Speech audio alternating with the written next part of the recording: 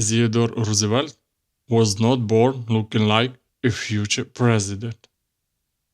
He was not strong, he was not feared, he was not even healthy. As a child, he struggled to breathe. At night, asthma attacks left him gasping for air, while others around him lived ordinary childhoods. And that matters, because some people begin life already fighting. Before politics, before war, before speeches and power, Roosevelt was just a weak boy in New York City, trying to overcome his own body. This is not the story of how he became famous. It's the story of how suffering slowly shaped the man who would lead a nation. Born weak, the first enemy was his own body. Roosevelt entered life with severe asthma, constant breathing problems, and a fragile body. For a child in the 19th century, this was not just discomfort. It was limitation, sometimes fear, sometimes the feeling that your own body could betray you at any moment. Anyone who has struggled to breathe knows something powerful. When air becomes difficult, everything else disappears. The world becomes smaller. Your confidence becomes smaller. Your courage becomes smaller. For many children, weakness creates a retreat. For others, it creates rebellion. And this first battle became the foundation of everything that followed. If he had been born healthy, maybe there would have been no obsession with strength, no need to prove himself, no drive to dominate life before life could dominate him. His father told him, "Build yourself." His father, Theodore Roosevelt Sr., saw something important. The boy was intelligent. He read constantly. Because illness often kept him home, books became his world. But his father understood something many people ignore. A brilliant mind, trapped inside a weak body, can stay invisible to the world. That is why he told him words that challenged his life. You have the mind, but not the body. You must make your body. Those words were not insult, they were a challenge. At that moment, Roosevelt stopped seeing himself as a victim of illness and started seeing himself as a project. He later answered with the words, "I'll make my body." That sentence was the birth of discipline. Discipline through the father example. His father did not teach strength through lectures. He lived it. He built a gym at home. He trained. He involved the children. He showed by action that strength is something built, not inherited. Roosevelt began lifting weights, boxing, hiking, exercising. Not because it was fashionable, but because his life depended on becoming stronger. Boxing mattered especially, because boxing teaches more than striking. It teaches taking a hit and staying upright. And that changed him. As his body improved, so did something deeper, belief. He discovered that weakness was not always permanent. Some limits can be broken, some fear can be retrained. This is where Roosevelt learned something he would carry forever. Discipline does not trap a person, it frees one. Howard entering the world of power. Howard University was more than education.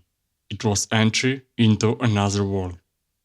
Imagine spending most of childhood educated privately, protected from ordinary school life, and then suddenly entering one of the most competitive institutions in America. That means learning many lessons late. Social hierarchy, competition, humiliation, pride, status, proving yourself among equals. At Harvard, he was not just studying, he was measuring himself against the future elite of the country. He continued physical training, he boxed, he pushed himself, and he learned something dangerous for ambitious people. Once you prove you can survive among the best, ordinary life becomes too small.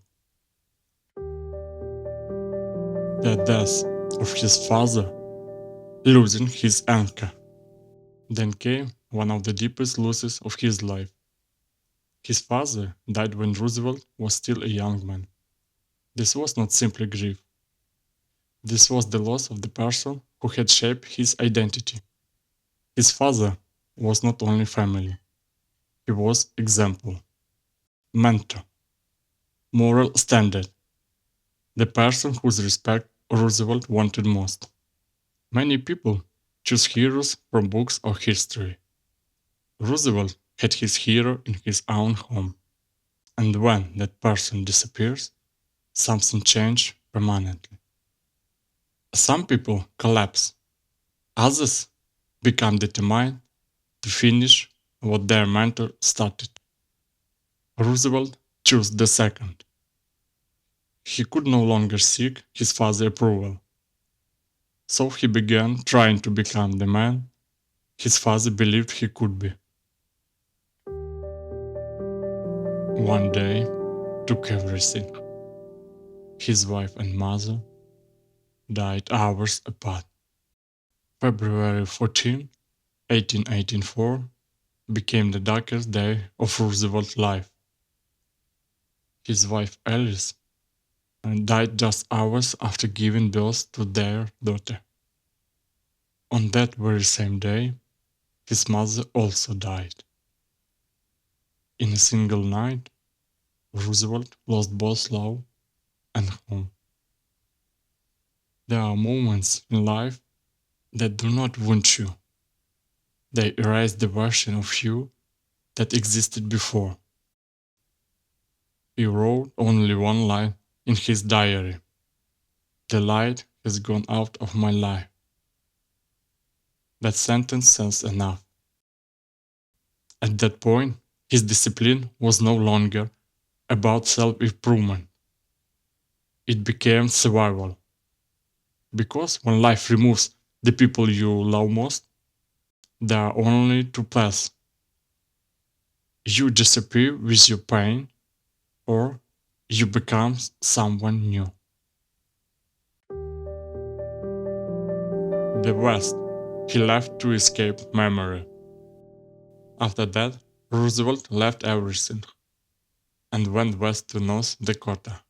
Not because he wanted adventure, because he could not stay where every room reminded him of loss. He left the city, politics, comfort, and entered a place that did not care about grief. The frontier had no sympathy, only weather, distance, labor, isolation. And sometimes that's exactly what saves a person. When pain becomes too large, stillness becomes dangerous. Action becomes medicine. So he worked until exhaustion. He rode long distances, managed cattle, faced storms, lived where survival required constant effort. He was not running from death. He was trying to find what had died inside him. Discipline through physical reality. The West stripped away status. Nobody cared who his father was. Nobody cared that he studied at Harvard. Nobody cared how educated he sounded. There, respect came from what you could do. Could you ride all day? Could you walk through snow? Could you stay standing when conditions turn against you? That war completes something his childhood had started. It transformed discipline from theory into reality.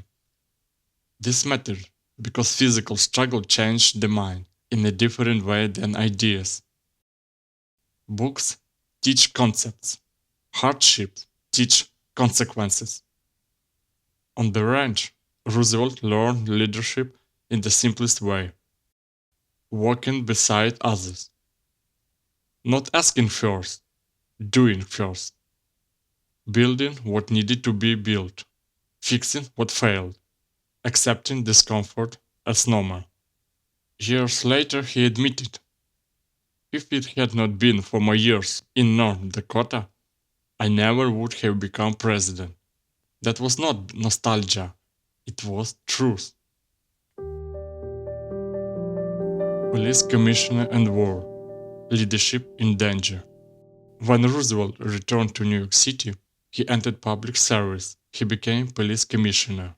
It could have been a comfortable administrative role, but Roosevelt had changed. He could not lead from behind a desk. He personally joined nighttime patrols, walked dangerous neighborhoods, inspected offices in person, fought corruption directly. He brought frontier habits into government. And people notice leaders who show up where problems are real. Then came Spanish-American War. He could have stayed in office. He chose war. He helped create Rough Riders, a volunteer cavalry unit made up of cowboys, athletes, hunters, and fighters. And again, he did not stand behind them. At Battle of San Juan Hill, he led from the front. Under gunfire, that is where reputation are decided. Some die as unknown men, some survive and become national symbols. The church made him famous across America. He risked his life and gained something impossible to manufacture, earned authority. Governor to president, the final form. After that, politics moved faster. New York governor, vice president, then president. But his rise did not begin in office. It began decades earlier, in sickness, in grief, in cold mornings, in boxing rooms, in loss, in war. Many saw the presidency as the beginning. It was the result. By the time Roosevelt entered the White House, the person had already been built. Others even tried to sideline him by placing him in the vice presidency, thinking it would weaken his career. Instead, fate moved again. When William McKinley was assassinated, Roosevelt became the youngest president in American history. The sick child who once struggled to breathe now led one of the most powerful nations on earth. That is why Roosevelt's story matters. Not because he became president. Many become powerful. Few are shaped by life so directly. He did not arrive there by one election. He was formed through years of pressure that would have broken many others. A weak child, a demanding father, repeated loss, physical labor, war, responsibility. Step by step, life removed excuses and built resilience. Presidents are not created on election day. Sometimes they are created when a child decides the weakness will not define him.